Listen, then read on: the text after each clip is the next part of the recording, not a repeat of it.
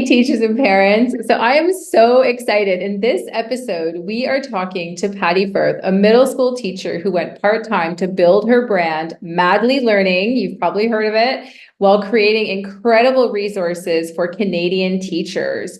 So known as Ignited Math and Ignited Literacy, Patti's resources are an absolute game changer. Patti, thank you so much for joining us today. How are you? Good. Yourself? Good, I'm good, excited. very good. Yeah, we're so excited to have you. So let's definitely get into it. Now, before we get into your Teachers Pay Teachers journey, tell us a bit about your flagship products, Ignited Math and Ignited Literacy. Sure. Ignited Math and Ignited Literacy are full year curriculums that cover either Ontario for math or Canada wide. We cover the curriculum expectations for all the provinces in Canada. They're both comprehensive programs. So it literally is everything a teacher would need in their classroom to teach either math or literacy. And we like to say that it's designed by teachers who are actually in classrooms teaching. So we know what's going to work. We know how long things are going to take. We know how much scaffolding that's required in order to actually teach things. And we really want to be that resource and stop for teachers that they still want high quality lessons. They want to still do small group instruction for math in guided math. They want to do guided reading.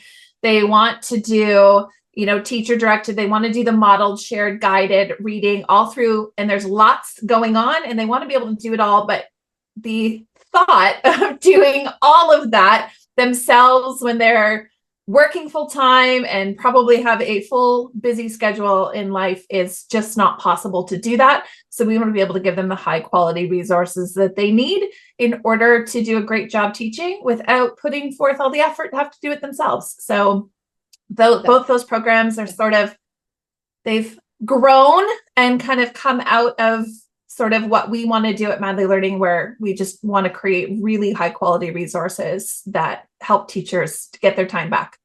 That's amazing. And I imagine, especially like with newer teachers, right, where they're so overwhelmed with so much that's going on. I mean, taking a curriculum like this that's already been designed, where it takes a lot of pressure off of, having to think about what to do every day. So I definitely I highly recommend. I was looking through on your website and it just looks so incredible and so beautiful, like all the colors, and I love it. Yeah, we find so many times teachers, when they're trying to put together something like a math or a literacy program, that everything sort of feels like it's in silos, where first we do reading and then we stop and then we pick up and do writing and then we stop and we pick up and do spelling. And we sort of wanted to build a program that felt like a system that integrated all of those pieces together, and it felt like everything flowed. So there's a match between the spelling and your reading and what you're writing, and it sort of all just fits together, and it seems like you're doing one thing for your language block instead of doing 7 different things. So just wrapping your head around sort of what's happening, you kind of have that holistic approach while you're still covering all of it. And that was definitely the first one we built, was literacy. And then people just kept asking, hey, can we have that same feeling but math? And we were like, yeah, we can do that. So then we just translated that sort of same sentiment and same feeling into our math program. Oh, I have a few friends in Canada that teach literacy and math, so I've introduced them to it as well. And I'm like, you definitely have to check this out. Well, we thank you for that, for sure.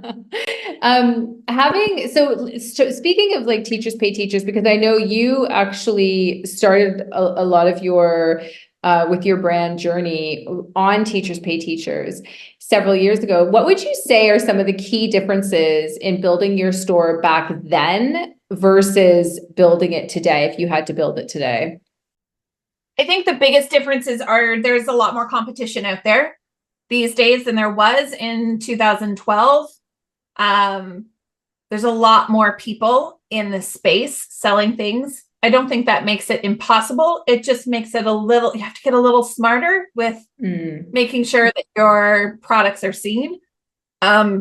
back in 2012, we all love to joke, us veteran sellers, we all love to joke that we could put anything up there, a Word document. We didn't have professional editors. It didn't matter if we had a nice cover. We could sort of just put things up there because it was still pretty novel and new. So people were just really happy that there was anything. I think the demand from teachers is that they want really high quality stuff. So the level of quality that's been demanded by teachers who are using these resources has definitely gone up. They have a lot more choice in what they're purchasing. So they're a little bit more savvy as to what they're looking for online, what it meets and what is expected out of a resource. So I think that's definitely changed. We've all sort of had to grow up on the site and sort of get used to that it's not just something I'm making for my classroom. I think that's maybe how it started is, I just did a really cool lesson. So whatever I used in my classroom, I can just simply throw it up on Teachers Pay Teachers. Yeah. It's not that anymore. It's actually like you're making it for others. And if you happen to use it in your own classroom, great. But the whole purpose of you're a publishing company, you're publishing material. You're not just a classroom teacher that happens to have a great idea that throws it up on the site. The expectations are a little bit higher these days. Absolutely. I think you have to approach it as a business now, right? Whereas before it was just like you said, this is kind of cool. I'll pop it up. Who cares about the font or if it's even centered or anything, right? It's going to help. Maybe someone will use it for a lesson. Whereas now teachers are, like you said, more savvy. They're searching for certain products. They're looking at reviews. They're looking at, quality, especially if they're in the digital space. They're looking maybe for video or for something that can transfer well into like PDF, that sort of thing. No, absolutely agree with that. And if you were, like if a teacher asked you, okay, well, how could they make their store more successful? What advice do you think they would give them? Like from a businesswoman's perspective, because this is technically like running a business now, what would be a couple of pieces of advice you would think would be good? I think if you're very first starting out, I think you have to understand that there's going to be a huge sacrifice of your time, especially if you're still working full time. Yeah. There is a huge sacrifice that you're going to have to make with free time. And you're going to have to say no to a lot of things because you don't have the same backing or financial backing in order to be able to hire people to do things for you. Unless you are someone who's like, I'm totally going to go into debt in order to make this work. Right. I think most of us are probably not at that point where we're like, yeah, we're going to go take out, 6-figure loan so that we can start our TPT business. I don't know anyone who's ever done that. So I would never recommend doing that. I think you just have to recognize that there is going to be a lot of late nights. There's going to be a lot of saying no to friends, to yourself, like it's a huge commitment that you're going to have to put forth when you're starting. I know there's lots of people out there right now that are like, join TPT and you can, match your teaching salary in 3 months. That is not the rule. That doesn't sound accurate. That is the exception. Sure, you might have one thing that hits, but that's not really building a longevity. Like if you're starting a business, you're wanting to build a sustainable business that creates income, generates income for you consistently over a longer period of time. So you have to first make products that people want. You have to be willing to put in the time to figure out what products they want. Yeah. Then you have to be investing your time in marketing, in building your email list, in creating a community around your brand. And I think there's a lot that goes into it other than just making a pretty resource. So I think there's a lot of different things that I think people gloss over. I think there's a lot of people that are in the space right now that have been very new to this space that are selling courses and programs to essentially give me $500 and I'll teach you how to make so much money on TPT. And people, when they come out the back end of those courses, are not necessarily ahead of the game. Yeah. So I think you have to be really careful with if it seems too good to be true, it probably is. This business is a lot of hard work. It is a lot of blood, sweat, and tears. It is a lot of giving up on your own free time to get a foothold. So once you get a foothold, it's great. And you can start hiring people, and there's a bit more freedom that comes with it. And there's a lot of benefits, and it was worth that hustle. But there's that first probably year or more, you're giving up a lot to hustle to build this business. It's definitely not a get rich quick scheme. That is for sure. Yeah, absolutely. I think people in today's, if you're making this business today as well, you underestimate the power of research, of really like, that is part of your time, is looking at, don't make products for you. Right? Like figure out what's the pain point of the teacher? What is the teacher looking for that's going to make their life easier, save them time, and put that into your product. And research can do that. I think sometimes, if you're just making products that you think are great, you're losing out on the possibility of gaining a lot of followers for your brand. I think because you're not looking at, okay, I'm making for this, and the niching down. What do you think about that? You think that's a good way to go? I think I am a big proponent of niching down. I know that my particular market on TPT represents less than 2% of the overall income TPT makes. So I am a huge proponent. I know the Canadian market, the last time we were given statistics, was about 10% of all of TPT's general revenue. And wow. Ontario is even less than that. And that's where I started. So I am a huge proponent of niching down and really serving your audience. I think there's a lot going on right now where it's like, oh, just go on Canva and make this really quick and easy resource and then throw it up there and it can be used. That's great. I'm sure somebody will buy it. It's $1 or $2. It's not a big deal. I think what we're missing is the longevity there. You're missing out on building the brand, on building partnerships with your audience, on retaining customers. Like you might get a one-off sale, but if anyone can do it, then everyone's doing it. So I think there's something to be said about really focusing on high quality teaching materials that are actually going to make a difference, that you do want people coming back to you specifically because you didn't just give them 5 fill in the blank worksheets, but you actually improved their teaching. That's going to take a little bit longer than making a 5-second handout on Canva that you might sell, but that's a very short-term gain for not a long-term strategy. Yeah. And I think that you're very sort of vulnerable to the market that way. I would much rather have repeat customers coming back, knowing my brand, knowing when they hit that search bar, they're not looking for search terms. They're looking for me. Yep. And you are the brand. That's what it is right now. It's you are the brand. You are like, just because you and 5 other people might make the same product, but if I know you and I follow you, I will come to you first. I will look up what you've got first before I go to those people. Even if those people's products have sold more or whatever, I'm like, no, I trust Patti. I'm going there first. Yeah. And I think there's a lot of this too of, I see lots of things on TPT, so I will make something similar. And I think there's another sort of thing you need to consider is there is a huge community of sellers, and we are a very big, but also very tight-knit crew. And we know who's copying who. We know whether, who's getting served takedown notices because you've just blatantly copied off of somebody or been inspired by somebody else. And we've all had it happen to us.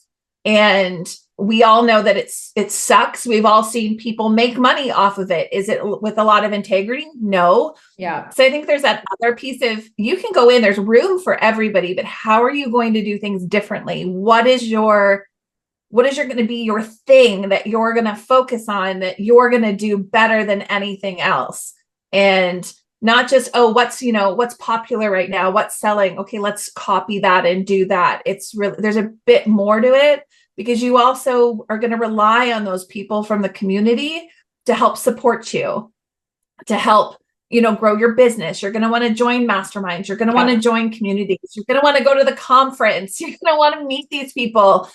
And long term, having a bad reputation in that community, or just ignoring the fact that you have become part of this community and that you don't think you need anybody in that community, also is not going to work out so well for you either. I think you have to recognize that, like, if we want stuff done, there have been plenty of movements that the TPT author community has forced hands and made changes and really will push back and rally around each other to help support one another. And I think you're going to need that. You're going to need to know where your community is. And I think that there's some things that I think people can sort of learn and not make the mistakes of others going into this business. Yeah, no, that's powerful. That's very true. This is something I think it's important for people to think about when they think about copying or, using, like, being inspired. I like that lingo. Yes. So tell me, like, with regards to the business, like, did you face any challenges when you were first building your brand? And what, you could give us a couple of examples, like, how did you kind of overcome that?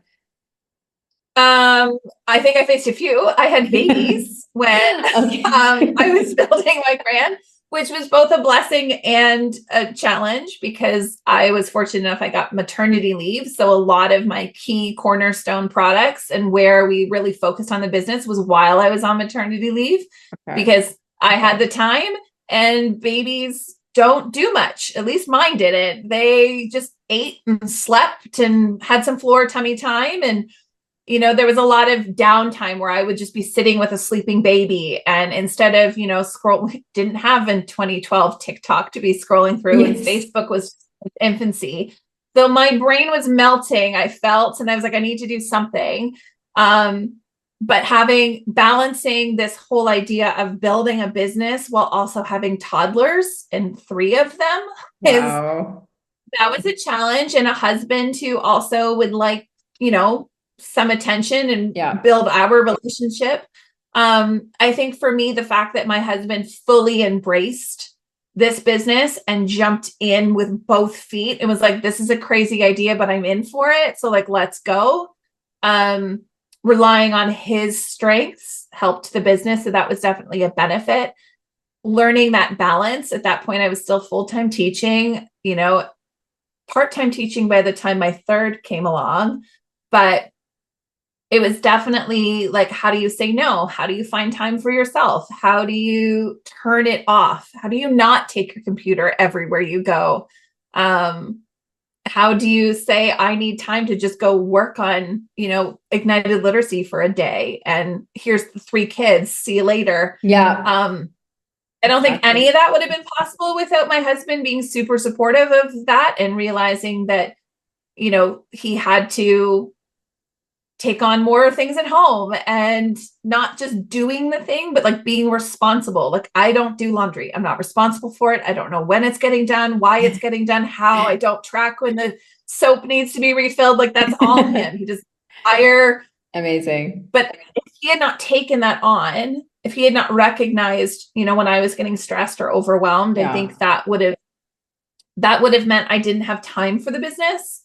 I think having coaches, having mentorship, having a group of people around me, other sellers that you can talk to, share experiences with, get inspired by, that was definitely helpful. I still remember when somebody was like, can you make $500 on TPT a month? And they were like, yeah. And I was like, I was making like 70. And I was like, what? Like, this could be a thing? Okay, I'm all in. And I was like, if they can do it, I can do it. And just that relentless pursuit of going after things and working with people and learning from others and hiring coaches, having them push you into decisions that you were never going to be comfortable with, but then reaped the benefits of afterwards, because they knew more than you did and could push you in that direction. So I think really just being open to growth, open to new ideas, open to acknowledging what you don't know, I'm a teacher. I'm not a business person. I am definitely not an accountant. So hiring the right people, seeking advice from the right people, and getting a support system in place to help you kind of go to the next level has been probably invaluable. Obstacles is time. Yeah. Over time. No, that's so important, I think, because, and also I think if you're a new business owner, don't underestimate that, like you said, like you don't have to hire a coach or a mentor. Go out, go find them, go on Instagram and DM someone and say, like, I noticed you're really good at this. I'd love to pick your brain about something. Like, really go out, and you never know who will respond back to you and be like, oh yeah, absolutely. I'd love to help. So reach out to those people. Don't think that you have to do it on your own, and also recognize that if you do have a partner who is not as supportive as your partner was, that it might be more stressful for you, and that's sort of not in your control. So you've just got to push forward on your own. And I hope that doesn't happen to most of the teacher sellers out there, but it could. I think it's advocating, right? It's advocating for yourself. Like, he didn't know what I was going through until I advocated. And I said, like, there's a lot of the mental load of being a mom to 3, and saying, like, there's a lot going on that I am managing that you don't see because it's not as visual, and communicating that and really articulating that and pushing for it. And realizing he may not do laundry the way I would do laundry. In fact, he doesn't do laundry the way I would ever do laundry. But it gets done, and I just have to let that go. That it's not, he's taken something off, and it doesn't matter if it's how I would do it. It really doesn't. My clothes are clean. That's all that matters. Exactly. So it's all right. Yes. And it will be completely fine. And I mean, my first mentorship was a mastermind. It was free. It was a peer mastermind. We met, we collaborated. I think I paid like $50 to have somebody match us all together. And we just gathered people that were interested, and we grew together, and we supported one another. We did research, we read books, we had, collaborations, and we really just supported each other. And it was free. Like, I didn't pay anything to work with them for 3 years to grow my business, but we held each other accountable, and it's a huge benefit, but you have to recognize that community piece is important too. Yeah, absolutely. Absolutely. So that kind of leads me into what are 1 or 2 of your self-care strategies, like your key strategies for avoiding any type of burnout? Early on in the business, I didn't have any, and that was not healthy. I think there was a lot of burnout, and it would come in waves. I think I wasn't very good at recognizing it at all. I think I just overworked. And probably the last 5 years, as the business grows, and it becomes untenable for me to do on my own. And it's too big for me to manage all of the things on my own and still be able to do the things I like to do and be with my kids and go on vacations. So I had to sort of get really honest with myself that I had a lot of mindset blocks and a lot of beliefs that prevented me from getting out of my own way. And I think the biggest problem was just me being in my own way and realizing that I don't need to work 80 hours a week to make more money. I can work 20 hours a week and still make the same amount of money. I just have to do it smarter, and I have to be efficient, and I have to have the right people behind me and have the right team, and make decisions from a business perspective. So I think the biggest thing is therapy for sure. Yep. A mindset coach that understands business and mindset strategies that can call you on your beliefs. So when you say like, oh, I could never spend that much money on Facebook ads, and they go, well, why not? You've proven that if you put $1 in, you get $3 out. Why wouldn't you go to that bank machine every day of the week? And you're like, but spending a huge amount of money on Facebook ads is scary. It's really scary. And, going back to, well, why do you have money issues? Why do you believe that you exchange time for money? Why don't you show up on video? And why aren't you putting yourself out there and emailing your list and really getting somebody to question the things that you're doing so that you can get out of your own way? Yeah. Allows you to be okay. All right, guys. Sorry, we just had a small technical difficulty. You might notice that Patty's camera looks a bit different, but we're good. If you're on the podcast, nothing's changed. No difference. Yeah, exactly. So, okay, Patti. So I know you're part-time middle school teacher, I believe. So with 5 and 6, like, what are 1 or 2 pieces of advice you would give a new teacher in terms of classroom management? Because you were the first person I ever heard referred to classroom management in terms of ROI, which a business person will know is like a return on investment. So how do you, that's quite fascinating to me. So I'd love to hear what advice you might give a new teacher out there, or what do you do? I think it's just being really strategic about what you say yes to. The amount of work that is downloaded onto a teacher these days is enormous. And can be really, really overwhelming. And new teachers are probably more likely to have to walk into an empty classroom with nothing in it and being expected to just figure it out. And I think you go on Pinterest and you go on Instagram or even TikTok for that matter, and you see all of these amazing ideas, and teachers like, oh, I've got this best strategy for this, and I've got a strategy for this, and I've got a strategy for this.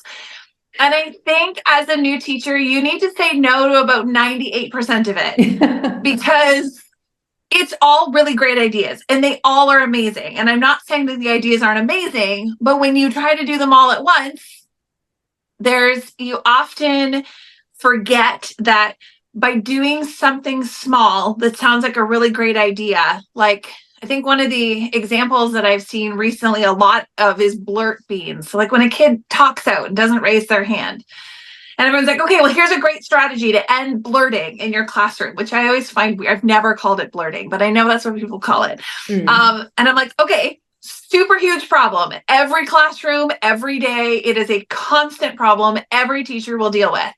So you're like, yes, I have a blurting problem in my classroom. I will put in blurt beans. But I think what we often forget or neglect to recognize is that putting in a system of blurt beans is not just simply you getting a jar with some pom-poms, but it is also where are you going to store the pom-poms? Where are you going to store the blurt beans? Where are you going to put it? What happens if you're at the other side of your classroom and somebody blurts out? Do you stop your lesson, walk to the other side of your classroom, and put the blurt beans in?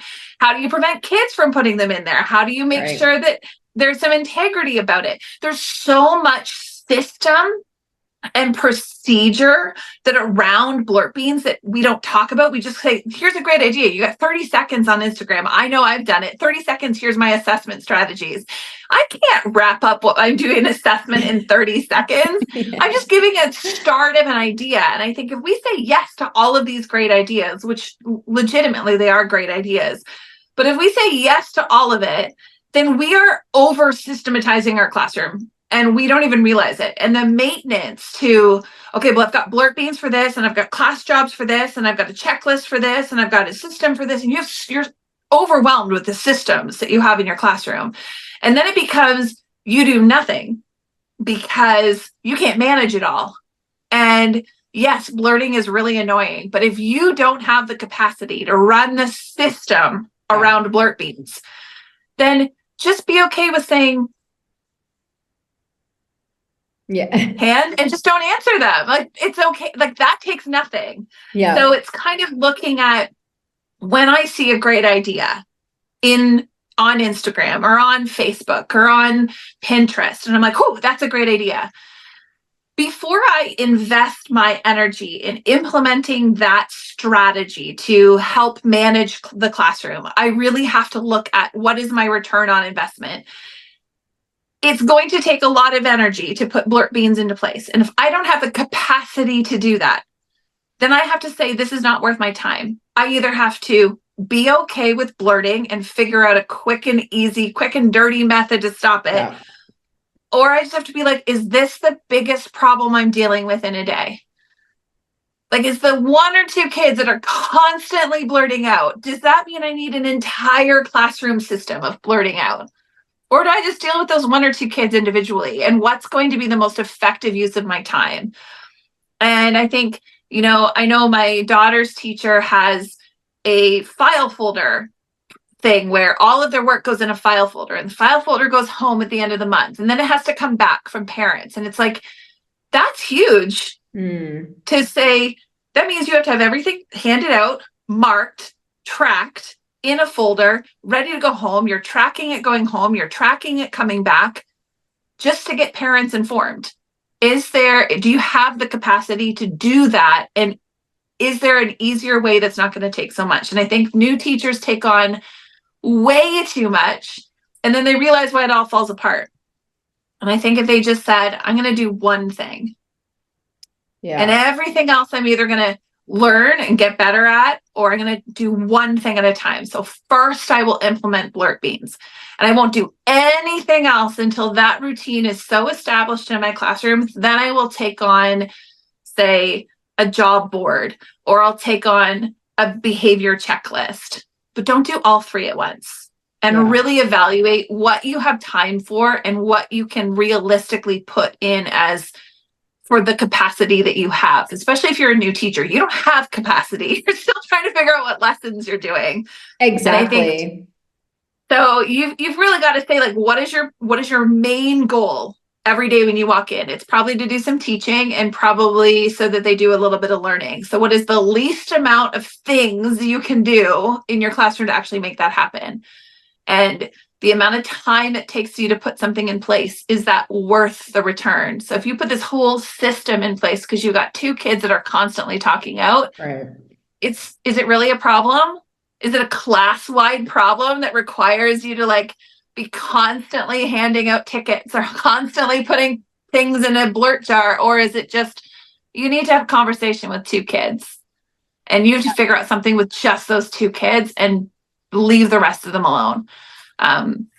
So it's really saying no to about 98% of the ideas that you come across. Keep them, save them in your saved folders, come back to them, but only do one at a time. Because everything will fail, and everything will fall apart, and nothing will be working, and you'll feel overwhelmed and stressed out. You'll feel ineffective because you're like, I tried something, it just doesn't work for me. Probably it would be fine if you weren't trying to do 10 other new things at the same time. So just try one thing. Which new teachers definitely do, because you get so excited about everything you see, and you're like, this is going to be amazing. My kids are going to love it.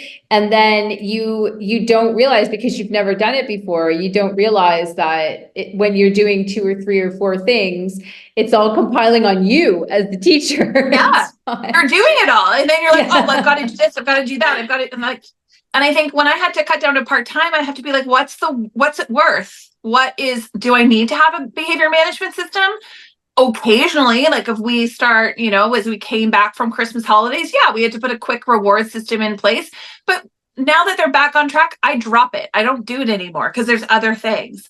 I don't have classroom jobs. I just ask somebody for help, and someone raises their hand and they go do it. I don't have official jobs. I don't have a long-standing classroom management system in my classroom that's beyond me just saying, can you be respectful? Like I try to do marking. I have the routine for teaching, and that's great, but I try not to add too much, because the more I add, the more mental load I have. And the more mental load I have means I get stressed out when things aren't working. So if I do the least amount of extra and just focus on delivering really high quality teaching and get some marking done occasionally, then I've done a good job.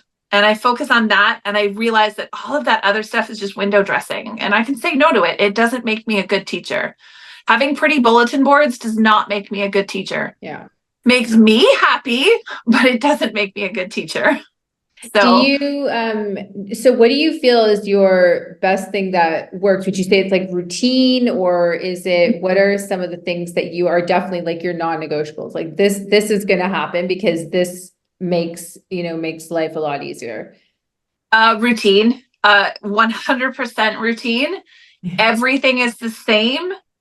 The strategies is the same. The kids could run my classroom if I fell down and fainted. They would know what they needed to do. If I walked out of my classroom or didn't even show up for the first 20 minutes, they would know what to do whether I was there or not. That's a sign for me that I've done a really good job at establishing routine. I have less behavior. I have less requirements to have kids constantly ask me, what are we doing? What are we doing? They know what we're doing. They know every Monday morning we come in, and they come in, they sit down at their desk, they do 20 minutes of their literacy center. They know what they need to do. Then I teach them a spelling lesson, and they do it. They know that I give them the spelling rule. Then I give them a reading. They look for examples in the reading. Then they do the back of the spelling page. Now the lesson and the content is different, but the spelling page looks exactly the same every week. It's very familiar. The routine is the same. They always know what they're working on. And I think having that consistency, having that routine makes my job easier because the kids know what to expect. They know what things are supposed to look like. They know what they're going to get from me every day. They know what I want from them every day. And it's not a mystery. They don't come in and say, well, what are we doing today? Because they're like, well, we know what we're doing today. It's Monday. We're doing spelling on Monday because that's what we do. And I think that makes my job so much easier. It also means that I'm planning. I don't have to sit at a blank screen and sort of go like, well, what am I going to do this week? Mm-hmm. I know Monday is spelling. Tuesday is spelling follow-up. Wednesday, we're doing a read aloud. We're doing some writing lessons. Every week is a guided reading. They know what day they're going to come see me. So I think all of those pieces, they just know what to expect, and it makes my job a whole lot easier. So notorious routine, I think. I always love it whenever we do like open house at school, and I have like former students that have gone off to high school, and they come into my classroom and they know, like back when I was teaching math, they knew. They came in, they grabbed their morning math page, they sat down at a table, they pulled out their pencil, they just got started, and they would jokingly come back into my classroom in the evening, grab the morning math page, sit down at the desk, start doing it. And they would joke at it because they just knew, like, you walk in my classroom, this is what's expected of you. This is how we function. This is what we do. And I think that comfort level just helps. It's not a mystery. They know what to expect. Do you have it written like somewhere pinned in the classroom in case the kids forget, basically, right? So you've got it up there. So it's like, okay, here you go. Here is the routine. In case you forgot, this is where we're at today. Yeah, they know when they walk in. So they've got a 20-minute timer that's on the board most days when I remember to set it. If I don't remember to set it, they remind me. And they know, like, how much time is left on the timer. And like, they know they've got the timer. They know I'm checking 10 minutes in to make sure they've gotten started. Like they know, and they hold me accountable to it. Like, it's 10 o'clock. It's social studies. Are we going to do social studies? What are we doing today? And it's,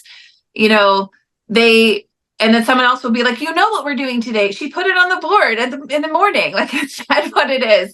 So we have a weekly schedule that goes up there, and then they have a center's rotation schedule. So they know exactly what to expect. The routine, I don't have to reteach what they have to do each center because we've taught it, and they just repeat the same different skills, different activities, different objectives. But it's the familiarity of knowing what it is they're doing. So I think the more routine you can establish, the more predictability that you have in your classroom, everything becomes a lot easier to manage. Yeah, definitely. And you've given like so many strategies as well, because with saving time, because I know like everything you're saying with routine saves a heck of a lot of time. Would you say that that's your number one strategy? Do you have any other one? Is there something else you might consider that you do that has helped you save time that maybe you didn't do in the beginning, even if it's like with emails, like email templates and things like that? I know when I discovered email templates and the canned responses where you can just like, okay, this is my canned response. It's a total game changer. Do you have anything else like that you want to share? I think in terms of the classroom, I think, definitely routine is number one. I think really being familiar with, this is a little bit more work, but being really familiar with the curriculum documents and what they mean, so that I don't have to think what I'm assessing or what am I looking for, or what skill, like just knowing, having a really deep understanding of the curriculum and what I need to teach means that if something goes awry, I at least can pull some assessment out of that. I can figure out what we're doing. I can tie it to some assessment. I know my curriculum inside out and backwards, which means that if I show up and the photocopier is broken and I don't know what to do, I am much easier able to wing it.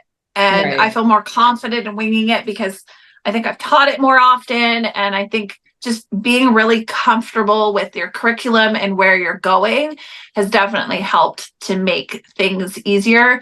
And I think the other thing is I don't feel the need to impress my principal. I don't feel the need to prove myself to anybody. I can say no to things if I just don't have the capacity. I say no and I don't feel bad. I don't worry necessarily anymore about what other people think about me. And I think maybe that's come from the fact that I've been for the last like 10 years on video, and I've been out there on social media, and I realize that most people are really nice and supportive. So I can just say no to things and not worry that someone's not going to like me because of it, or worry that, they're going to, not give me the advantages or other things. I think the beauty of school is like, if it doesn't work out and I've got an admin that I don't get along with, I know I can leave at the end of the year. I just go to a different school. I don't have to put up with things that are not going to serve me. So I think that kind of just having my boundaries and holding on to them is just let me say no to things with no guilt, and therapy. Things with no guilt. But yeah, I think we get in our heads a lot too about saying things and doing things and how other people might perceive us, or worried about what parents might think. And I just am like, I know what I'm doing and I'm pretty confident in what I'm doing. So bring it. I don't know. Yeah, but I think that within itself is a time saver, because I think when you are spending so much of your mental energy focusing on what someone else might think about you, or how you might have been perceived if you said something this way or that way, you are taking the time that you could be using towards, your next, whatever you're planning or whatever you have to do, the other things you have to do for teaching. And you are using that mental energy to worry about something that really may not have anything to do with you at all, and may not even be what you're thinking it is. So I think everything you're saying is a complete time saver, because the goal for every teacher is to get to that exact point of being like, you know what, you don't define my worth. It's not as though we are best friends, and that's okay. I have my family that loves me and supports me, and right now I've got to teach. So that's where my focus is going to be. So yeah, definitely. And I think you go into those like thought spirals, and I think you just learn how to get yourself out of them faster. So I don't spend as much time in those thought spirals as I used to. So I think that sort of helps. Yeah, 100%. Because I think with me too, with age, it definitely got better as I got older, and realized I had control over that. I could control how to get myself out, and I could control who I was talking to and who I was interacting with in a lot of cases. So sure. Yeah. So final thoughts, Patti. Are there any books you would recommend for personal or professional development? There's so many business books that if you're starting a business, I think there's so many business books that you can benefit from. I love Mike Michalowicz, his Profit First and Run Like Clockwork. I think there's a lot that teachers can learn from reading business books, actually. Agreed. Because I think there's just so much that could be practically applied. Like, we are sort of running a business in our classroom. So we're working with people. We're trying to persuade them to do things. We're marketing our lessons to them all the time. Yes. So I think there's a lot that can be learned. Those are my two favorite, I think, from a business standpoint, especially if you're starting out. I really like Rocket Fuel by Gino Wickman if you're looking at growing a team. And that's very helpful to figure out sort of how to run meetings, how to run a team, how to manage people that are adults, not children. I think those are Good to Great is one that I'm reading right now by Jim Collins, I think. And that one's wonderful from a business perspective. Most of the books I'm reading are business books, if I'm honest, okay. because that's what I'm reading. I think there's a lot in terms of, there's a lot out there curriculum wise. If you're wanting to have a much more in-depth view of curriculum, I think AQs are great to go get additional qualifications and training, take some additional courses, listen to podcasts, like Ignite Your Teaching, by Madly Learning. I think that one's great. Shameless plug there. That's but cool. I think We're there's putting lots it in the out show there. notes. I think there's lots out there of people that are talking to teachers about teaching. And I think there's a matter of just being super open to new ideas, not maybe adopting all of them, but just getting that inspiration and then picking the one thing you're going to try. And really just constantly being a student and learning and not ever thinking that you have it all figured out. Yeah. Because I think there's always things that change and grow. So listening to audiobooks. I don't actually read them, the business books. It's the same. To me, it's the same. Audiobooks for sure. Yeah, no, cool. I also love I love an audiobook. And I think, for teachers as well, I just want to also add on to that, try to make your mental health a bit of a priority with the doom scrolling. Like rather be committed to being like, you know what? I tend to doom scroll. I tend to not me personally. I'm just saying as a teacher, that does take a lot of their time, and rather be like, you know what, I'm going to try a podcast about teaching.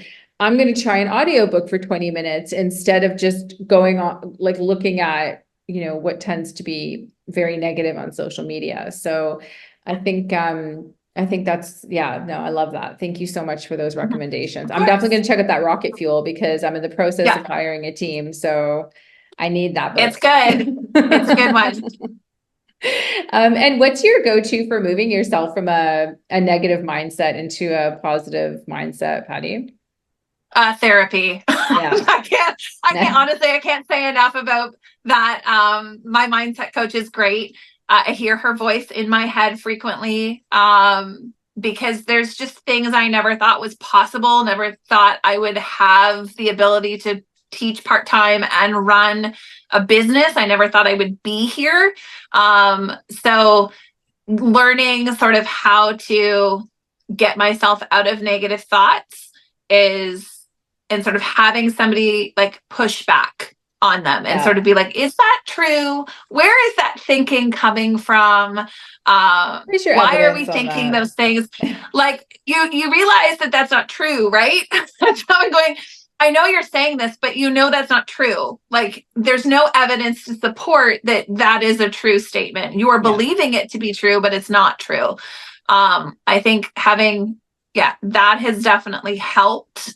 And then age. I think there's a part of turning 40 that you're just sort of like, I'm not caring about the things that I used to care about when I was in my 20s and 30s. Just that idea of just turning 40, you're just like, I'm just comfortable in my skin and I'm just going to accept who I am and be okay with that. And I think there's sort of that age.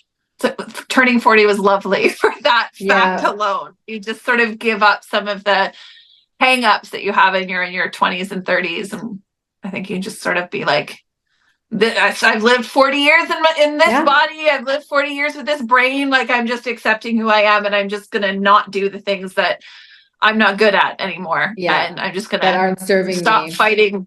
I'm just going to say no to more things, and I don't care. You're so much more secure in who you are, right? And no, absolutely. I was exactly the same. So what would be one piece of advice that you would give to yourself as a first year teacher? Oh my God, don't think you know anything. I thought I was so ready. I thought I was so ready. I think asking for help Yeah. more often, accepting it, protect yourself. Yeah, I don't think I did a good enough job at protecting myself. And I think that, yeah, saying I didn't know, there's lots I didn't know when you're starting out. So being able to ask questions, being a bit more humble. I Yeah, think there's a happy balance between being confident and then yeah. being, but being able to back it up, and being confident and not being able to back it up. So yeah. Yeah, I think that being humble is good, because I remember in my early years of teaching when my principal was saying to me, "Oh, but you need to change this, you need to do this." And I was so offended. I was like, "What? You mean I'm not doing it perfectly?" Yeah. Yeah.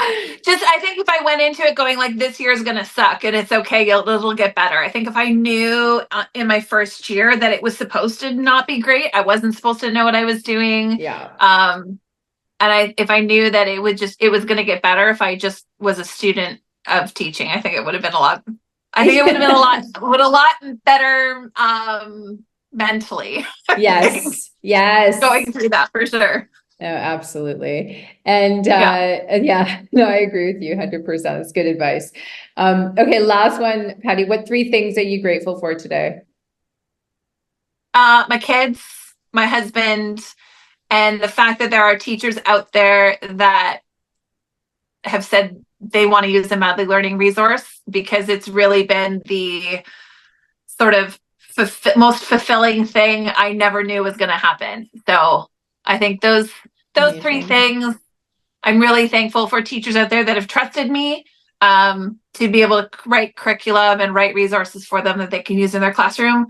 And then my husband, because he probably has been the most supportive human being ever. and then my kids, because they're also super supportive at just being like, mommy has a job to do. And they don't just see it as, it's something mommy's doing, but they're like, nope, that's mommy's job. And they really see it that way. So it's allowed me to sort of see and do things I never thought I would do when I was 26 and graduating teachers college. So yeah, it's incredible where life can actually take you if you yeah, open yourself up to it, right? yeah, Absolutely. absolutely. Um, well, I'm just really grateful for you, Patty, and thank you so much for coming on the show today. And I just really No appreciate worries. you for being not only a teacher that other teachers can learn from, but that your students can learn from, and that you're just impacting teachers, in such a positive way. And yeah, the world's a better place with you in it. So thank you Oh, thank so you. much for sharing all of your advice today. And yeah, I Perfect. just wish you a fantastic, prosperous and successful year with your business. So thank you. Thank you. You as well. Thank you. Thanks for having me. Well.